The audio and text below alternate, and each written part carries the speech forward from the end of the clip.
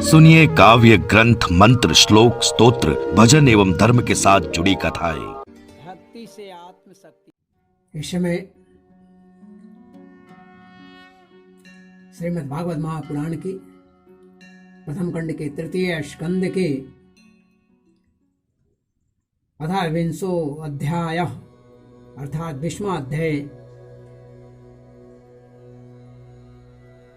ब्रह्मा जी की रची हुई अनेक प्रकार की सृष्टि का वर्णन मैं करने जा रहा हूं हिंदी में।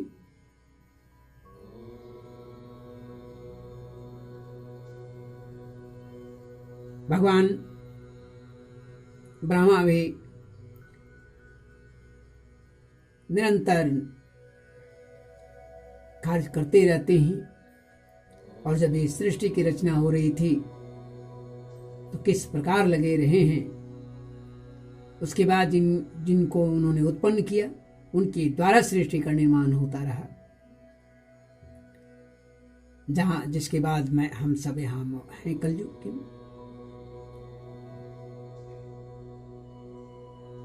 गुरु ब्रह्मा गुरु विष्णु गुरु देवो महेश्वरः गुरु साक्षात् परं ब्रह्म तस्मै श्री गुरुवे नमः। सरस्वती महाभागे विद्ये कमललोचने विश्वरूपे विशालाक्षे विद्यां देहि नमस्तुते। संपूर्ण विश्व की रचयिता सृष्टिकर्ता आदि ब्रह्मा को भी जब दर्शन नहीं हो पा रहे थे तो जल में ता और पा और आकाशवाणी से तप की बात आई थी, जिसके दिव्य पर्यंत तप करने के बाद प्रभु की दर्शन हुआ था, लोगों का दर्शन हुआ था। हमें तो बहुत ही सुलभ मार्ग बताया गया है, केवल नाम का जप करते रहो, यही तुम्हारी मुक्ति का कारण होगा। श्रुति वेद ऋषियों के द्वारा, साधुओं के द्वारा, संत पुरुषों के द्वारा जो कथाएं हमारे पुराणों से प्राप्त हो उसे सुनो, उसी में कल्याण है, उसी से तुम्हारी कल्याण हो जाएगी। केवल जिनके हृदय हम हो, आप हो, चाहे जो भी हो, काजल से काली हो चुकी है, काजल से भी काली जिनकी हृदय हो चुकी है, जो भक्तजन चाह करके भी अपने हृदय में श्री हरि को बैठा नहीं पाते, जैसे आद्या शक्ति को बैठा नहीं पाते, उन्हें आसन देने में ही चकते हैं, वे मित्रगण श्री हरि से ही प्रार्थना करें। जन्मों जन्मों के पाप के परिणाम मेरे हृदय इतने काले हैं कि मैं तुझे आस्थान कहाँ दूं। क्योंकि इस काली माँ में तुम्हारे ही अंगों को, तुम इतना धवल हो, इतनी सुंदर हो, इतने दिव्य है, इतना अलौकिक हो कि तुम्हें काला कर देगा। इतना काला है हृदय। अब इसे साफ करने के उपाय बताओ भगवान, और अगर उपाय बताए तो उसमें कर्मठ होकर लगातार लगकर मैं पूर्ण कर सकूं, ऐसे मुझे सामर्थ्य प्रदान करो। ये भागवत एक ऐसी कथा है जो आंख, नाक, कान, हृदय सभी को शुद्ध करते हुए आपके दिव्य और अलौकिक, जिसमें ब्रह्म निवास करता है, जो ब्रह्मांड भी है, उसे भी शुद्ध कर देता है। इसलिए हर पथिक को इस भागवत रूपी महल के तक पहुंचने में जो पथिक हैं उन पथिक को मार्गदर्शन करे। मैं आगे ब्रह्मा की रची हुई अनेक प्रकार की सृष्टि का वर्णन करने जा रहा हूं। इनमें ध्यान देकर एकाग्रपूर्ण होकर के सुनी। मैं क्या उत्तर प्रश्न का उत्तर दे पाऊंगा, अल्प बुद्धि वाला हूं, लेकिन भागवत में जो बताई गई ये कथाएं, उन्हीं कथाओं को मैं सिर्फ आप तक पहुंचा रहा हूं और अपने अंदर में आत्मसात करने का प्रयास कर रहा हूं, प्रभु से प्रार्थना कर रहा हूं। बाकी गपसफी है। श्रीमन्नारायण नारायण नारायण, हरि हर नारायण नारायण नारायण, गोविंद नारायण नारायण नारायण। सौनक जी ने कहा सुति जी से कि मही प्रतिष्ठा मध्यस्य सौते स्वयं भुवो मनु, कान्यन्वतिष्ठत् द्वाराणि मार्गायावर जन्मनाम। सुजी कहते हैं कि पृथ्वी रूप आधार पाकर, चूंकि स्वयं मनु ने ही कहा था, ब्रह्मा जी जब सृष्टि के लिए कहे थे तो स्वयं मनु ने ही कहा था कि अगर मैं सृष्टि की रचना किया प्रभु तो उसे किस पर करूं, कहां करूं सृष्टि, क्योंकि पृथ्वी तो है ही जल में। तो आगे होने वाले पृथ्वी रूप आधार जब स्वयंभुव मनु ने प्राप्त किया बरा भगवान के द्वारा, तो स्वयं आगे होने वाली संतति को उत्पन्न करने के लिए तो फिर स्वयंभुव मनु ने किन किन उपायों का अवलंबन किया। विदुर जी बड़े ही भगवत भक्त भगवान श्री कृष्ण के अनन्य सुहृद थे, प्रेमी थे, भक्त थे। इसलिए उन्होंने अपने बड़े भाई धृतराष्ट्र और दुर्योधन के, उनके पुत्र दुर्योधन का के सहित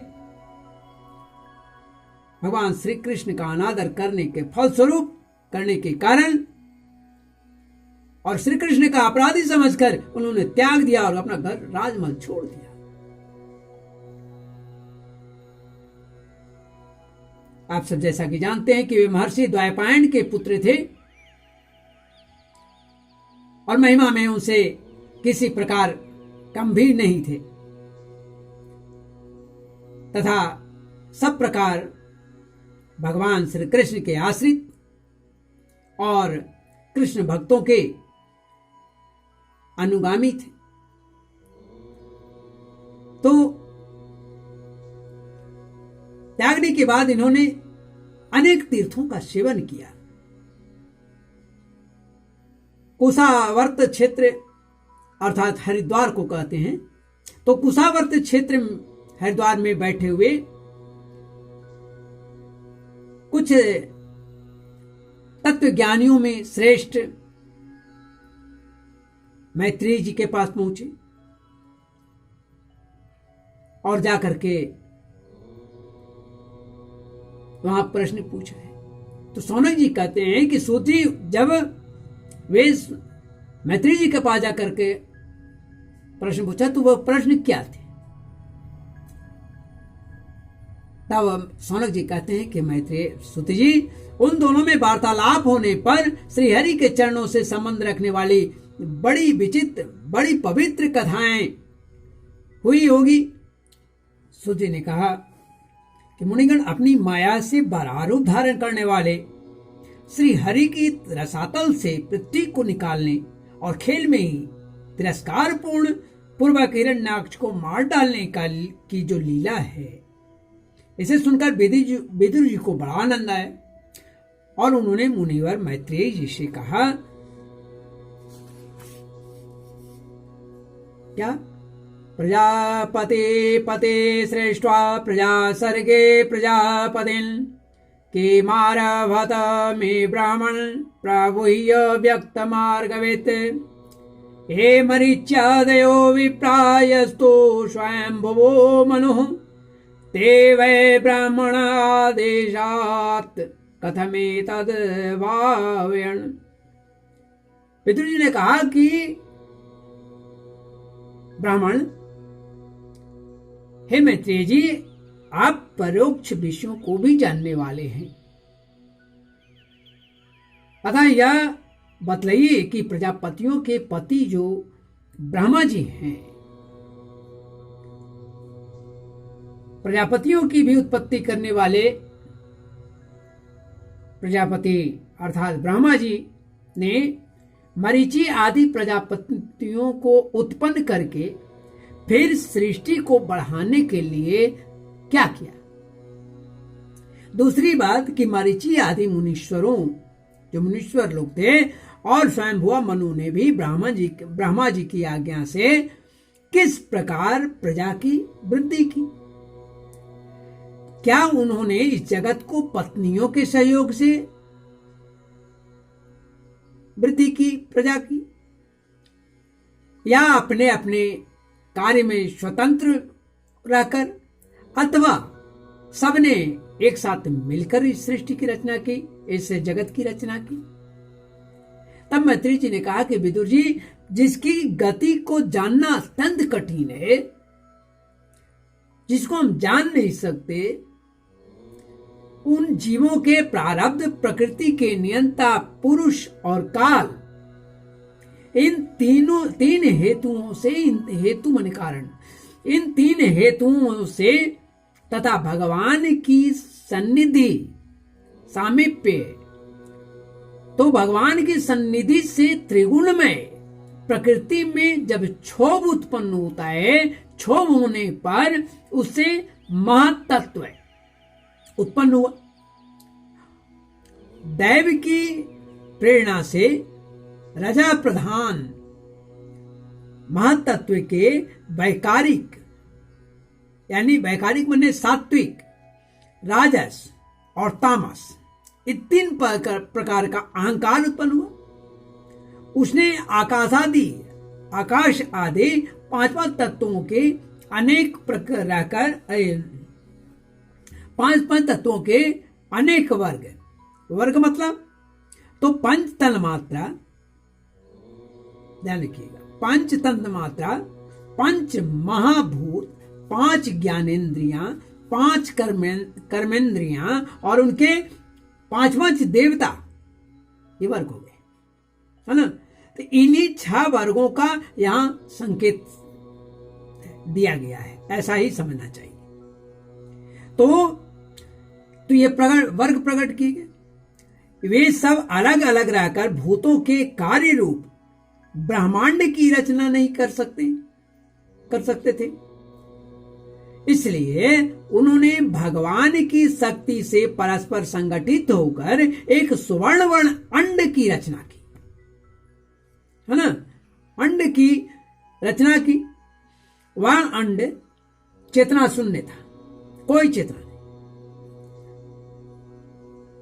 चेतना शून्य। 1000 वर्ष तक, 1000 वर्ष से भी ज्यादा कह लीजिए, अधिक समय तक कारणावधि, कारण के अवधि में जल में पड़ा रहा। फिर उसमें भगवान ने प्रवेश किया, जो आदि पुरुष, उसमें अधिष्ठित होने पर, उपस्थित होने पर उसकी नाभि से सहस्त्र सूर्यों के समान अत्यंत देदीप्यमान एक कमल प्रकट हुआ, और जो संपूर्ण जीव समुदाय का जो आश्रय था, उसी से स्वयं ब्रह्मा जी का भी आविर्भाव हुआ, उत्पत्ति हुई। जब ब्रह्मांड के गर्भ रूप में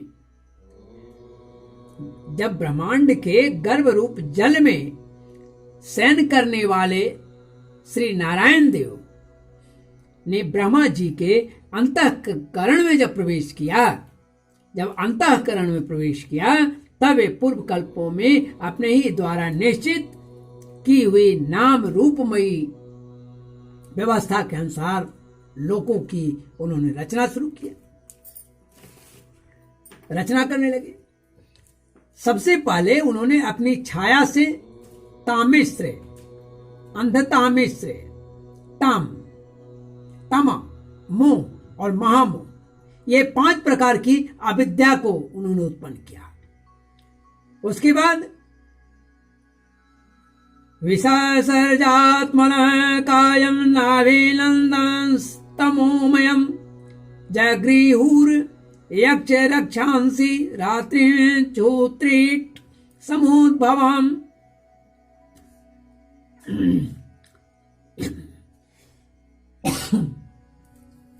ब्रह्मा जी को अपने वास्ते तमोमय शरीर अच्छा नहीं लगा। तब उसने उन्हें अपने शरीर को त्याग कर दिया। तब जिससे भूख प्यास की उत्पत्ति होती है, ऐसे रात्रि रूप उस शरीर को उसी से उत्पन्न हुए यक्ष और राक्षसों ने ग्रहण कर लिया। उस समय भूख प्यास से अभिभूत होकर वे ब्रह्मा जी को खाने के लिए दौड़े और कहने लगे, इसे खा जाओ, इसकी रक्षा मत करो, क्योंकि वे भूख प्यास से व्याकुल हो रहे थे। ब्रह्मा जी ने घबराकर उनसे कहा, अरे यक्ष राक्षसों, तुम मेरी संतान हो, मेरे पुत्र हो, इसलिए मुझे भक्षण मत करो, मेरी रक्षा करो। उनमें से जिन्होंने कहा खा जाओ, वे यक्ष हुए, और जिन्होंने कहा रक्षा मत करो, वे राक्षस हुए। जो रक्षा मत करो राक्षस हुए, और जो खा जाओ वे यक्ष हो गए। ये 2 ही शब्द में 2 अतीत बन गए, 2 योनि का निर्माण हो गया।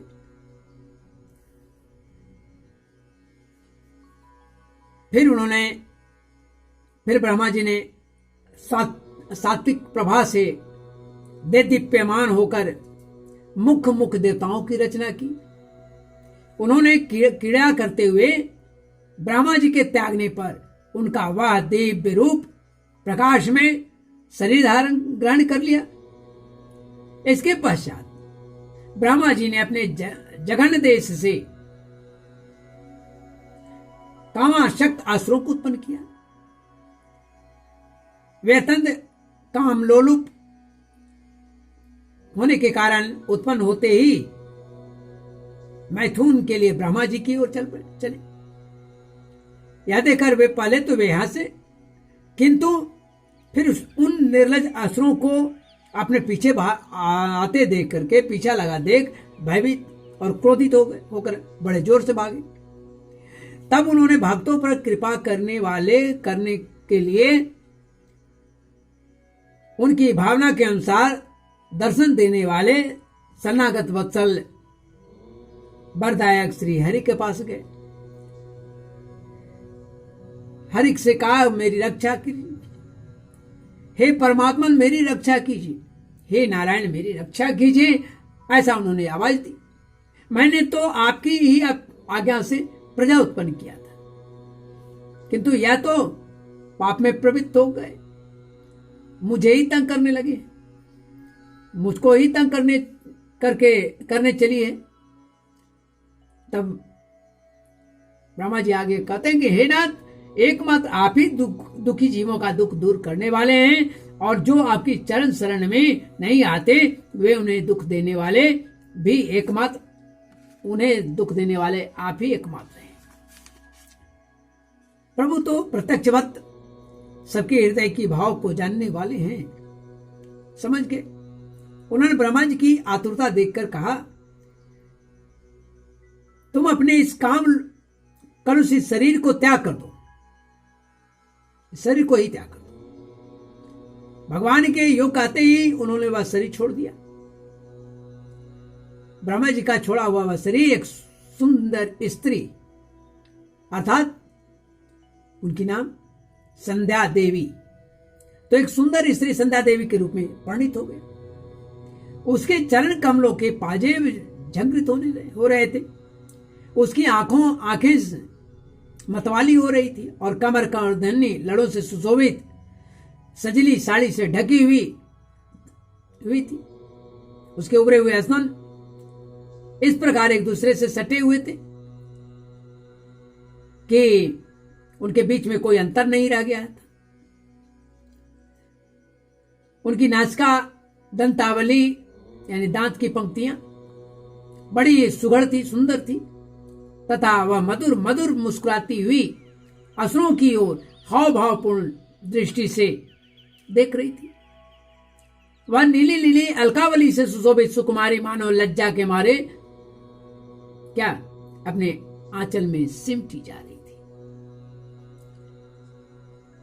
विदुर जी उस सुंदरी को देखकर सबके शव असुर मोहित हो गए। अहो, इसका कैसा विचित्र रूप है, कैसा अलौकिक रूप है, कैसा अलौकिक धैर्य और कैसी नई अवस्था है। देखो, हम काम पीड़ितों के बीच में यह कैसी बेपरवाह सी विचरण कर रही है। ब्रह्मा जी का शरीर त्यागने के बाद ही स्थिति। इस प्रकार उन कुबुद्धि दैत्यों ने स्त्री रूपिणी संध्या के विषय में तरह तरह के तर्क कुतर्क कर रहे थे, तर्क वितर्क कर रहे थे। करके फिर उसका बहुत आदर करते हुए प्रेम पूर्वक पूछा, क्या कासे कस्यासिरंभोरु को वार्थस्तेत्र भामिनी रूप द्रविण पन्येन दुर्भगान्नो विवाद से। सुंदरी, तुम कौन हो और किसकी पुत्री हो? भामिनी, यहां तुम्हारे आने का प्रयोजन क्या है? तुम अपने अनूप रूप का या बेमौल सौदा दिखाकर हम अभागे को क्यों तरसा रहे हो?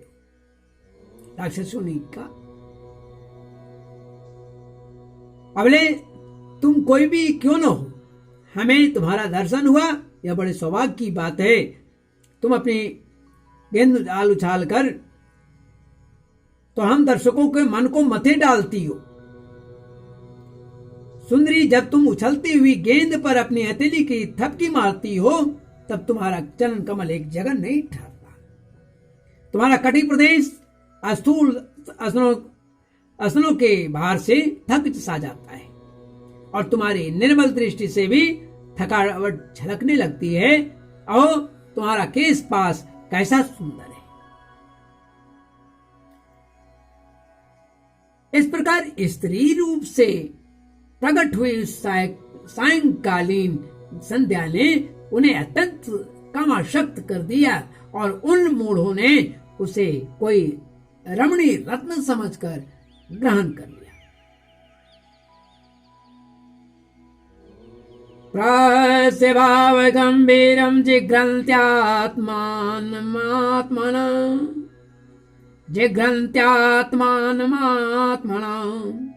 कांत्या ससर्ज भगवान गंधर्वाप सरसाम गणान।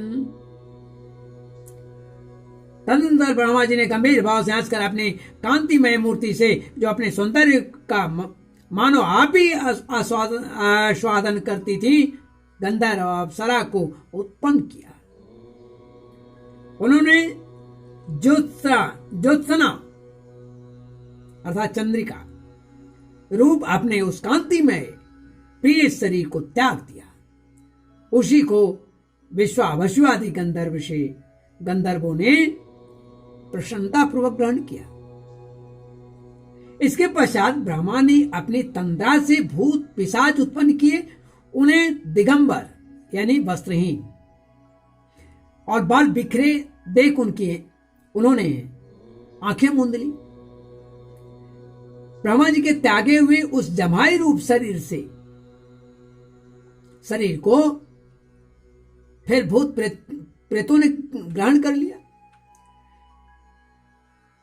तो इसी को निद्रा कहते हैं। जिससे जीवों की इंद्रियों में शिथिलता आ जाती है, दिखी जाती है। यदि कोई मनुष्य जूठे मुंह सो जाता है तो उस पर भूत पिशाच आदि का आक्रमण होते हैं, या भूत पिशाच आदि आक्रमण करते हैं। इसलिए जूठे मुंह नहीं सोनी चाहिए, ऐसा पहले भी वर्णित है। उसी को उन्माद कहते हैं, बकबकलात्मक। फिर भगवान ब्रह्मा ने